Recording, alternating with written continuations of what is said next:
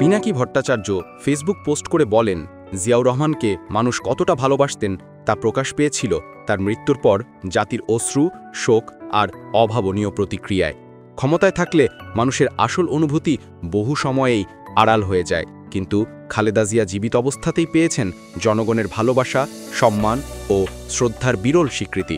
তার অসুস্থতা হয়ে উঠেছে স্মরণ, প্রার্থনা ও কৃতজ্ঞতা প্রকাশের এক অভূতপূর্ব সমষ্টিগত অনুভূতি, যা রাজনীতির সীমানা পেরিয়ে মানুষের হৃদয় থেকে উঠে এসেছে।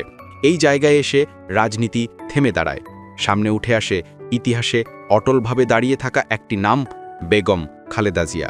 তার চারপাশে তৈরি হয়েছে অদৃশ্য হলেও দৃঢ় এক ভালোবাসার ঘেরা, যা সৃষ্টি করেছে মানুষের সঙ্গে গভীর আত্মিক বন্ধন। একজন রাজনৈতিক নেতার জন্য এটি নিঃসন্দেহে এক বিরল স্বীকৃতি, সময়ের কঠিন পরীক্ষায় পাওয়া সত্যিকারের সম্মান। বেগম খালেদা জিয়ার দ্রুত আরোগ্য ও সম্পূর্ণ সুস্থতা কামনা করি।